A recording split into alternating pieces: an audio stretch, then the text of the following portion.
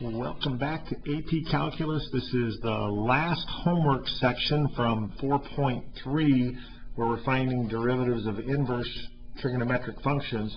And we have 35 through 40 to wrap up here. If you're just using this, I'm going to give this warning every time I do these homework videos.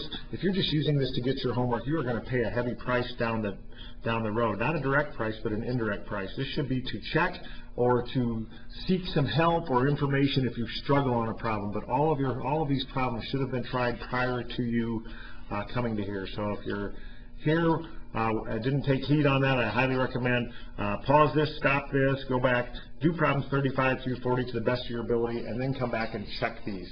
So here we go. Number 35, true or false. The domain of y equals sine inverse of x is. Now, justify your answer. The book is going to tell you whether this is true or false, and then they might say something, well, that's because of the definition of inverse function. But let's make some sense out of this. We are certainly more comfortable with y equals sine of x. We know that a lot about that. The graph of that looks like this. Now, if that's sine of x, and they're asking for the domain of sine, they're asking for the x values of sine. And the x value, sine goes on forever, but when we're dealing with an inverse function, we're not dealing with all of sine. But again, they're not asking for the domain of sine. They're asking for the domain of sine inverse. And the domain of sine inverse is the x values on sine inverse. But the x values on sine inverse are the y values of sine.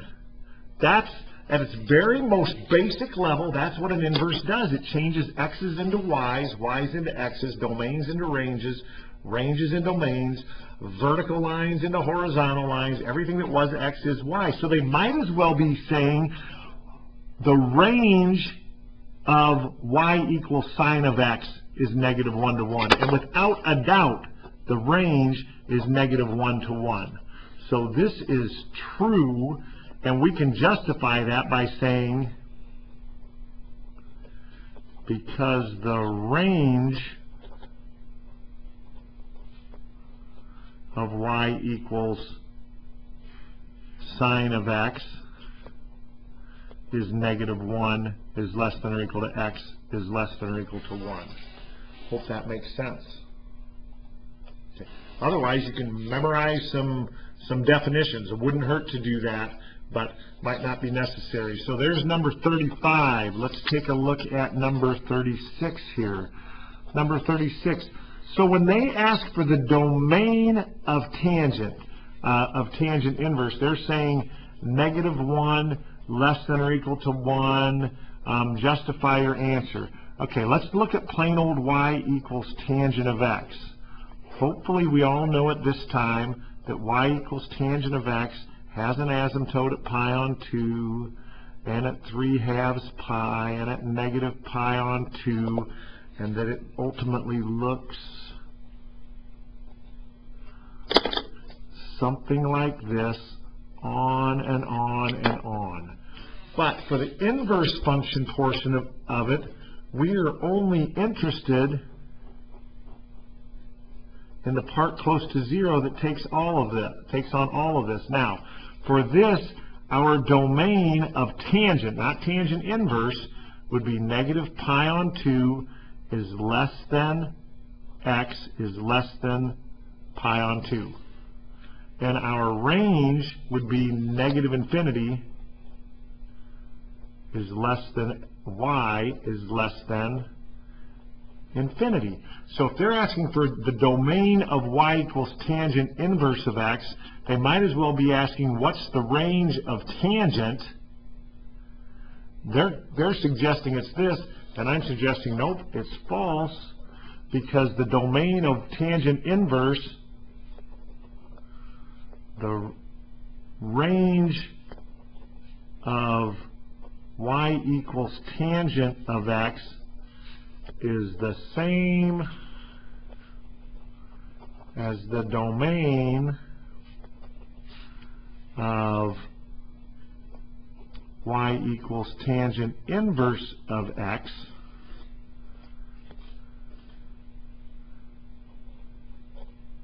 and it is negative infinity to infinity. Okay, let's continue on. Which of the following is? So this is problems like we were just doing on the previous assignment. We just have multiple choice. Kind of nice because now we can kind of go through simple, maybe we know how to simplify. We're going to get one of these guys. But I'm not going to go through this as a multiple guess. I'm just going to do the problem. We're going to find the derivative of y equals sine inverse x on 2. And the derivative of sine inverse is 1 on 1 minus the argument squared times derivative of argument. So that is 1 on 1 square root of 1 minus the argument squared times derivative of the argument. Derivative of this argument is 1/2. So that is equal to 1 on 2 times square root of 1 minus x squared on 4. So the first thing I would do is I would look and see, do we have an answer like that? No, we don't. So it looks like they've tried to clean this thing up. And one thing we could do is get common denominators. And we could make this 4 on 4. So we get 1 on 2 square root of 4 minus x squared on 4, but that's not any old common denominator. That's also a perfect square. Square root of 1 on 4 is 1/2. 1/2 times 2 would be 1, and I just get this. 1 on square root 4 minus x squared, 1 on 4 minus square root 4 minus x squared. So, good times. I expect the next problem is very, very similar. Pause, but hopefully you're just here checking anyway and you had some trouble with this, but that might give you some time to go through 38. Take a look on that if you want to pause this, but I'm going to continue with it right now. So I'm going to find the derivative. Y equals tangent inverse of 3x. I like tangents. Maybe I don't remember what they are at this point, but tangent inverse is no square roots and no absolute values, just 1 on 1 plus the argument squared, the argument. So the derivative of this dy dx is 1 on 1 plus the argument, all of it, not 3x squared, but all of 3x squared, times derivative of the argument, baby function, 3. So I just get 3 on 1 plus 9x squared. And I hope that that is an answer for me. 3 on 1 plus 9x squared d. I was nervous there just for a second. Sorry if I cut you off. My computer monitor bumped my book here. Okay, we good there? I hope so. All right, let's continue from there on to 39. Multiple choice, but I'm not going to treat it like a multiple choice. I'm just going to go ahead and find this secant. No guessing involved. I've got y equals secant inverse of x squared. Maybe there's some simplifying along the way. We'll see. I want to find derivative. dy dx. Derivative of secant of x is 1 on absolute value x, x squared minus 1. But we're not dealing with x. We're dealing with x squared. So it is 1 on absolute value of x squared. Absolute value of x squared is just x squared, isn't it? Times square root of, again, x square root of x squared minus 1 for secant. So I've got x squared, but that's x squared squared minus 1 times the inside function's derivative, 2x. So let's see, I get 2x over, we already talked about x squared's absolute value. X squared's absolute value is just x squared, which is going to free us up for some canceling. X to the 4th minus 1. Or do we have an answer that looks like 2 on x's cancel? Oh, but now what if x is negative? Let's take a look. Square root x to the 4th minus 1. Now if x has to be an absolute value, x canceled. Let's say x is negative. This would have been a negative canceled the negative. Let's take a look. Yep, negative would have canceled at negative. Do we have a solution of 2 on x times square root 4 minus, or x to the 4th minus 1? There we go. We've got A. All right, and number 40.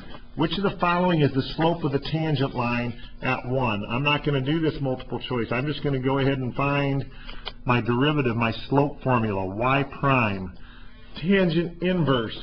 Tangent's derivative is 1 on 1 plus the argument squared. My argument is 2x, so I want all of 2x squared times the derivative of the baby, treat the baby, times 2, and I get 2 on 1 plus 4x squared, and I want that when x equals 1, so that is 2 on 1 plus 4 times 1, or 2/5. C. So hope that's helpful. Again, this is our first try with this on 4-3. I hope this is beneficial to you.